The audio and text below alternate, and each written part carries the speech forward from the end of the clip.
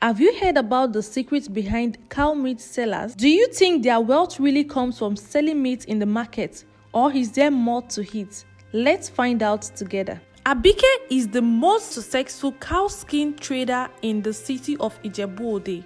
ABIKE's wide, bright smile could warm even the coldest heart. She carries herself with respect and dignity. ABIKE was not an ordinary woman in Ijebu-Ode, her hometown. She was known for two things: a breathtaking beauty and a booming pomo business. Selling pomo wasn't just any trade. It was a family legacy passed down from her late mother. Under ABIKE's leadership, the business grew even more, making her the wealthiest woman in the town. People traveled from far and wide to buy from her, as her pomo was the finest in the land. But while her business and success made her the talk of the town, it also brought her unexpected loneliness. Men admire ABIKE from far, but none of them dare approach her. She is too beautiful for a simple man like me, they would say. She is too successful. How can a woman like her be ever humble? ABIKE was aware of the whispers. She felt the sting of isolation but chose to focus on her business.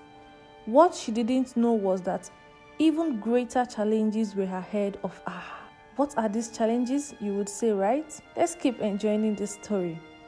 One sunny afternoon, ABIKE sat in her shop, her hands gracefully weaving through the piles of neatly stacked pomo on display. Customers came in waves. Some women from nearby towns purchasing for their household, while traders from large cities arrived to buy in bulk. Outside, a group of men sat under a large iroko tree watching her from a distance. They admired her, but fear lingered in their hearts. "I wish I could be brave enough to ask ABIKE to marry me," he confessed to his friends. Another said, "Forget it, Adewale. A woman like ABIKE, she's too much for any man. Look at her success. She drives cars that even the rich men in Lagos can't afford.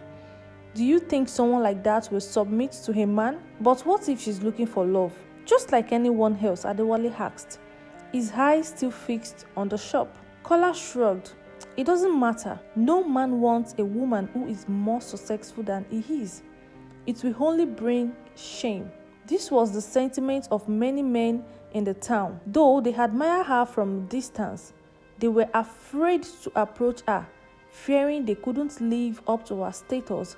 And so, ABIKE remained alone, admired but untouched, respected but feared. Among those closest to ABIKE was her childhood friend Folake. While Folake was not as successful as ABIKE, she was a clever woman. She had always been envious of ABIKE's beauty and fortune, although she hid it well behind her smiles and laughter. You know, my bestie, my bestie. One day, Folake approached ABIKE after the market had closed. She wore a wild grin, her voice sweet with admiration. "ABIKE, my dear friend, I've been thinking, I want to learn how to sell pomo like you. You know, you are the best in the business. Please, my friend, teach me how to sell pomo." ABIKE smiled warmly, oblivious of Folake's hidden jealousy. Folake, you know it's not easy. This pomo trade is hard work. But if you are serious about it anyways, what are friends for? I will teach you everything you need to know about the business." Folake nodded eagerly. Yes, I am ready. I want to be as successful as you, my friend. Please teach me." What ABIKE didn't know was that Folake wasn't just interested in learning the business. She wanted to uncover the true source of ABIKE's wealth. To her, selling pomo couldn't possibly account for the large mansions, the expensive cars, and the luxurious lifestyle ABIKE lived. She suspected there was something ABIKE wasn't telling. Weeks after Folake joined the business, tragedy struck. Teniola, one of ABIKE's most loyal workers and a young girl with a bright future, she suddenly fell ill. It was strange. Teniola had been a perfect health the day before, but within hours, she had collapsed. ABIKE rushed to her bedside, holding Teniola's hand as her condition worsened. "Stay strong, my dear. You will get through this," ABIKE whispered, her heart heavy with worry. But despite the care and concern, Teniola passed away the next morning. The news of her death spread through the town like wildfire, and with it came the rumors. Folake, who had already been suspicious of ABIKE's wealth, saw an opportunity. She met with a few of the town's women and began to speak in hushed tones. "Have you noticed how strange things have become since I started working with ABIKE? Teniola was our best worker and now she is dead. Do you think maybe ABIKE's wealth is tied to something darker?" One of the women raised an eyebrow. "What do you mean, Folake?" Folake leaned in, lowering her voice even further. "What if ABIKE has been using young girls like Teniola for rituals? That could explain how she has so much wealth. No one can sell pomo and become that rich. Something else is going on. You people should wake up." The women gasped. "Folake, are you serious?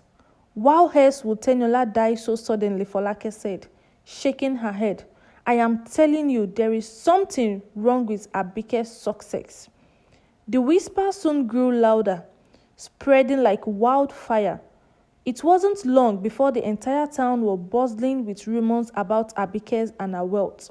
ABIKE noticed the change almost immediately. Customers who had once flocked to her shop began to avoid her.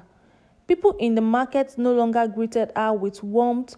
Instead, they exchanged nervous glances and whispered behind her back. One evening, she sat down with Folake, her supposed best friend. "Folake, something is wrong," ABIKE confided. "People are starting to act strange around me. It is as if they think I had something to do with Teniola's death." Folake, playing her role perfectly, feigned concern. "Ooh, ABIKE, people will always talk. You are successful and they are jealous. Ignore them. They don't know what they are saying." ABIKE nodded, but deep down the rumors began to weigh heavily on her heart. She knew she hadn't done anything wrong, but the accusation cut deep. She began to lose sleep, her mind racing with thoughts of betrayal. The tension in the town reached its peak during a town meeting, where some of the elderly openly questioned ABIKE's success. "ABIKE, we have known you since you were a child," one of the elders began. "But the rumors in this town are troubling. People are saying that you have been using rituals to grow your wealth." ABIKE, shocked, stood frozen for a moment. She had never imagined that people she had known her whole life could think of such a thing. "Ritual," she repeated, her voice trembling with disbelief. "I have worked hard for everything that I have. You know my mother. You all know my mother's legacy. I have only expanded on the business she built." Another elder stepped forward. "Then why are so many strange things happening around you? Why did Teniola, your most loyal worker, die so suddenly?" Before ABIKE could respond, a voice came out from the back of the room. It was the elderly man who had known her family for generations, Chief Oluwo. He stepped forward, his cane tapping the ground with each step. "Enough!" Silencing the room. "You are all speaking nonsense. I have known ABIKE's family since her great-grandfather's time. Do you not know the history of this pomo trade?" Chief Oluwo took his time, making sure everyone was paying attention before he continued. "ABIKE's forefathers were the ones that first traded pomo in this town. They were honest, hardworking people who built their wealth through integrity and generosity. They helped this community in ways you all have forgotten. Her mother was the same, and ABIKE continued that legacy. Her success is not the result of any dark magic. It is the fruit of her ancestors' good deeds. The room fell silent as the weight of his words sank in. People began to murmur amongst themselves, realizing how quickly they had jumped into conclusions. Chief Olowu pointed his cane at Folake.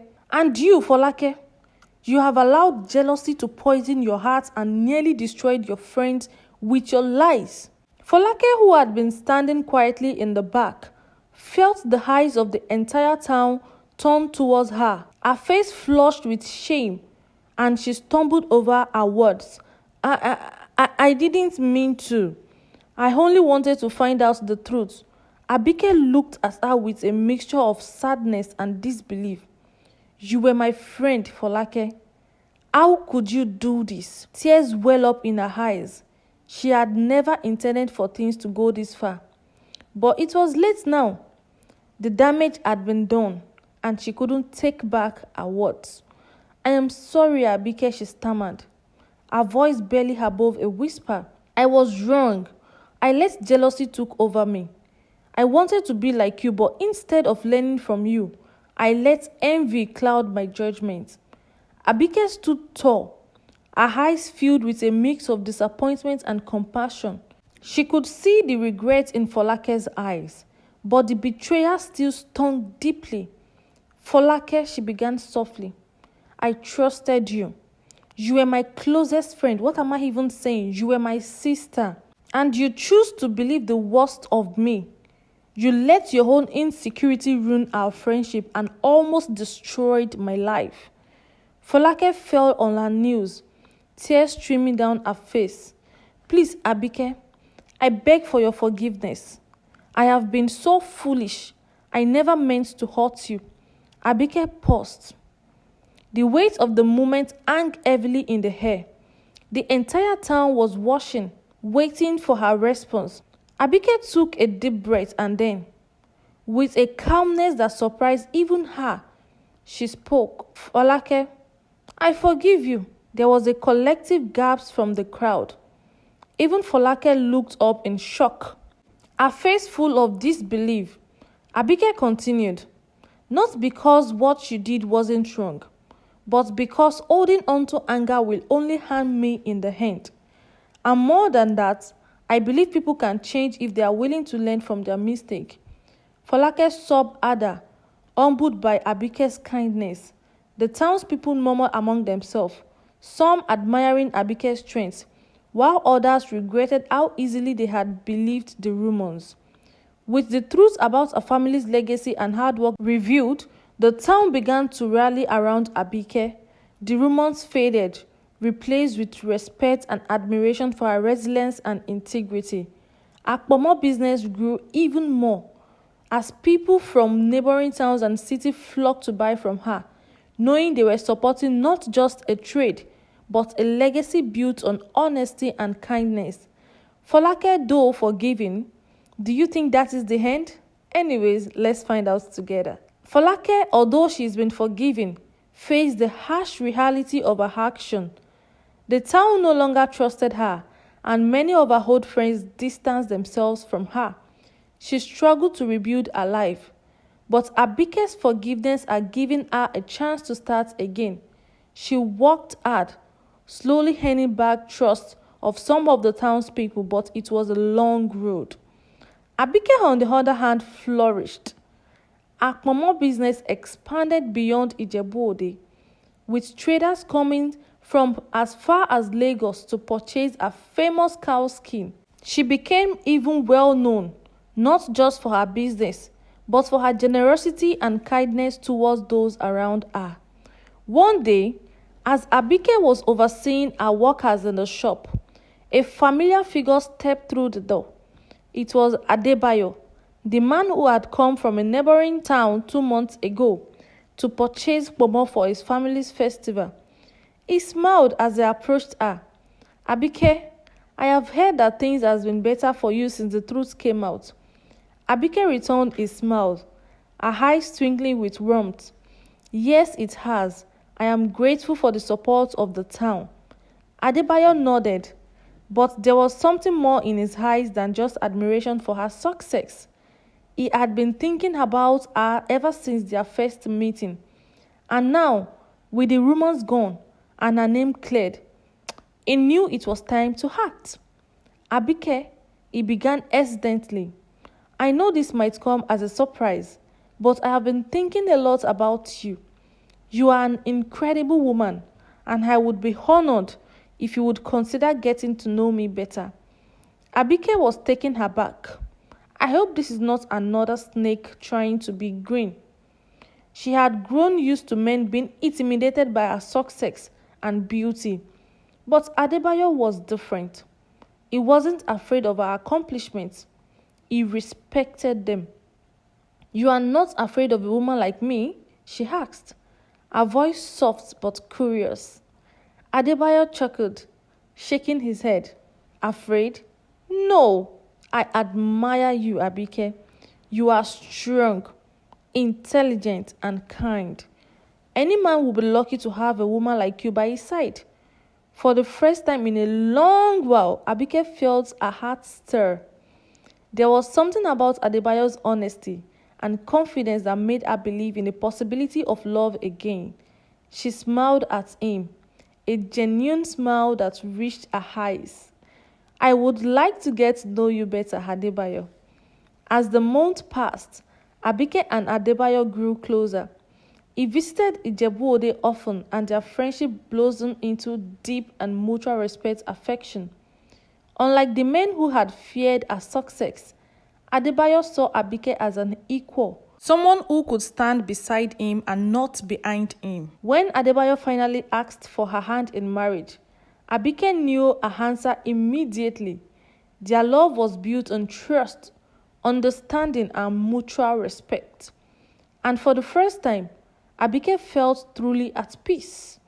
Their wedding was a grand affair, attended by people from all over the region. The townspeople who were once suspicious of Abike now celebrated her happiness with full heart. And as Abike stood beside Adebayo, she knew that she had found not only a partner in business, but a partner in life.